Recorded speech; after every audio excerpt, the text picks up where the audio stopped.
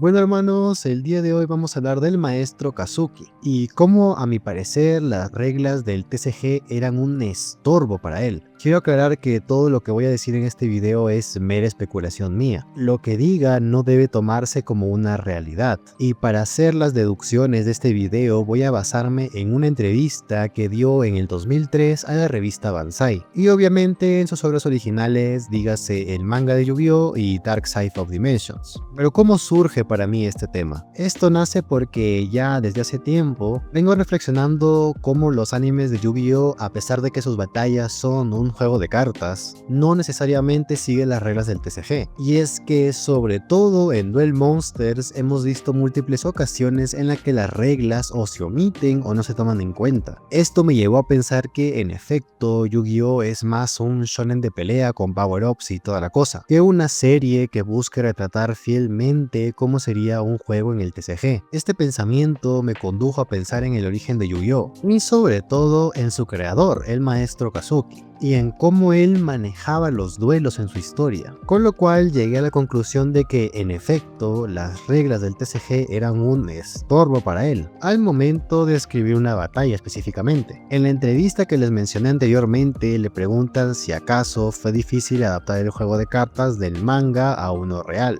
y él dice que en el manga las reglas fueron simplificadas, ya que consideraba que el manga no debería estar centrado en describir el juego de cartas como tal, sino que lo que debe hacer es describir a los personajes. Con esta respuesta yo puedo concluir que el principal interés del maestro Kazuki era que su historia se centrara en tener personajes interesantes, a los cuales explorar y que resulten interesantes para el lector, más que ser un comercial puro del TCG, porque lo que le interesaba a él era hacer historias interesantes. Y esto se refuerza cuando más adelante le preguntan por el capítulo de Monster World, el cual era una parodia a Dungeons and Dragons, y Kazuki responde que él ha jugado ese juego, pero lo que más le gustaba era ser el Game Master, o sea, el encargado de hacer la historia y las situaciones de los jugadores, y de hecho cree que de ahí surge su interés por ser mangaka y hacer historias. Esto me da que pensar que él lo que quería era crear situaciones interesantes, y específicamente con Yu-Gi-Oh! Crear esos momentos épicos en donde el faraón se saca una jugada inesperada y épica para remontar la partida. En efecto, esa es para mí la esencia del manga al menos. Y esto es algo que aplicó mucho, sobre todo en el reino de los duelistas, en donde el que las reglas fueran tan dispersas le permitió saltárselas cuando lo considerara necesario, todo para crear situaciones épicas, aunque como consecuencia años después todos tacharían al faraón de tramposo por esto mismo.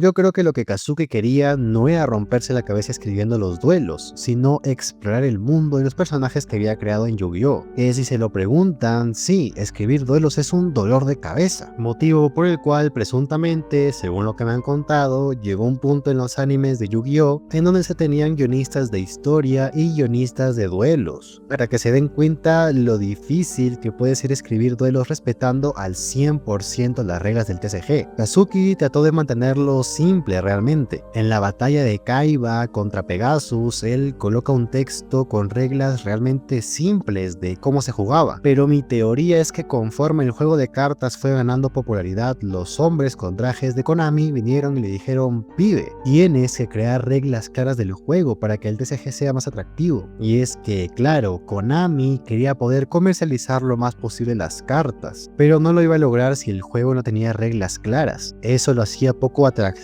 para quienes quisieran jugar además de coleccionar las cartas. Por eso, en Ciudad Batallas nos establecen reglas claras para el TCG. Ya saben, el sistema de sacrificios por estrellas, las cadenas, respetar los efectos especiales, etc. Esto evidentemente volvió más atractivo el juego a nivel comercial, porque ahora la raza podía tener duelos sabiendo que existían reglas claras. Aunque otro efecto que tuvo es que Kazuki se vio más limitado en las batallas que podía escribir en el manga, ya que tenía que respetar en la medida de lo posible las reglas del TCG, aunque eso no impedía que se las saltara de vez en cuando. El momento que más se me viene a la mente es en la batalla final de Yugi contra Kaiba en Ciudad Batallas. Hay un momento en donde Yugi logra invocar al dragón negro de ojos rojos de Joy, todo porque Kaiba había activado la flauta invocadora de dragones. y Yugi le dice que él también puede usar ese efecto de la flauta, a pesar de que claramente la carta no funciona así. Un momento que puede quedar absurdo si nos ceñimos 100% a las reglas del TCG, pero desde la perspectiva de Kazuki, él quiso saltarse las reglas porque para él el momento podía quedar espectacular, porque el que Yugi invoque al dragón negro de ojos rojos de Joy representaba como su amigo estaba con él para ayudarlo, a pesar de que para ese momento él se encontraba en coma luego de la batalla contra Marik. A nivel de TCG esta escena es absurda, pero mamita, a nivel de estilo esta jugada es cine para mí. El simbolismo de la amistad de Yugi y Joy está ahí, además de que le quedó una escena épica. O también está esa vez en la que el faraón atacó al dragón alado de Ra con obelisco, el cual en ese momento tenía puntos de ataque infinito, gracias a su habilidad de sacrificar 2 monstruos. Pero el ataque no funcionó porque según Mari, el dragón alado de Ra tenía mayor jerarquía que obelisco y Slifer, por eso el ataque del faraón no funcionó, a pesar de que tenía literalmente puntos de ataque infinito. Y es que para mí el tipo era creatividad pura, él diseñó todos los monstruos que aparecen en su manga. Él decía que cuando creaba una carta As, buscaba que esta representara la personalidad del duelista que la utilizaba, no en si hacía sinergia con el deck que tenía, sino que pensaba en qué sería lo más cool, y si me preguntas a mí, esa es una mentalidad respetable. Por eso, considerando que el tipo era tan creativo, que a alguien así le pongas unas reglas de combate tan restrictivas como las del TCG, es como si le pusieras cadenas al señor. Y si tenía más dudas de que Yu-Gi-Oh en esencia es un shonen de peleas, recordemos que uno de sus primeros mangas era un shonen de peleas llamado Burai, el cual lamentablemente fracasó y es los media si no me equivoco, pero el punto es que la inspiración está ahí. Por eso yo creo que luego de Ciudad Batallas el tipo quedó harto de escribir duelos, y por eso para las memorias del faraón, que canónicamente es el arco que le sigue, solo hay 2 duelos si no me equivoco, el de Yugi contra Bakura y el de Yugi contra el faraón. El resto del arco eran batallas en donde se invocaban monstruos sin tener en cuenta puntos de ataque o puntos de vida. Vaya, el tipo se quitó de en medio toda medición numérica para tener la libertad de hacer las batallas como quisiera.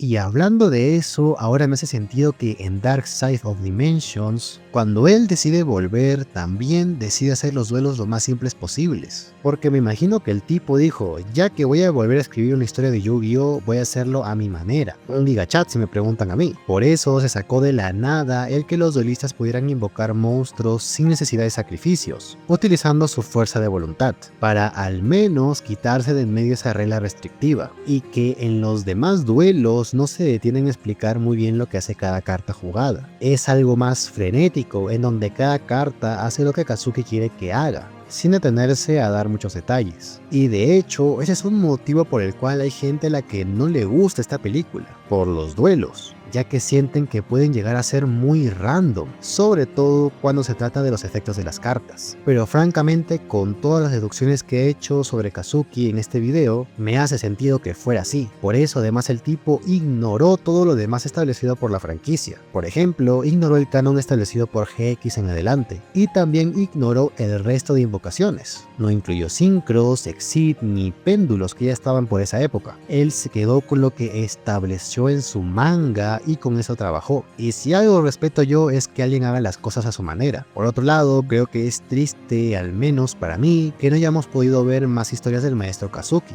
porque ya establecimos que es alguien muy creativo, pero luego de Yu-Gi-Oh no trabajó en ningún otro manga. De hecho, dicen los rumores que él presentó la idea de hacer un manga de un grupo de 5 motociclistas marcados de diferentes continentes, pero no se lo aprobaron y tomaron las ideas que Kazuki había desarrollado para ese manga para utilizarlas en 5Ds. Una lástima la verdad, porque realmente me hubiera gustado ver de qué más era capaz el señor Kazuki, aunque por ahí se dice que hay algunos one shots que hizo con Marvel, así que ya tocará revisarlos en algún momento, porque él ya había explicado antes que de hecho le gustaban los superhéroes y que tenía mucha inspiración de los cómics norteamericanos, así que creo que es algo que vale la pena revisar. Pero bueno hermanos, yo me despido por el momento, hasta la próxima, adiós.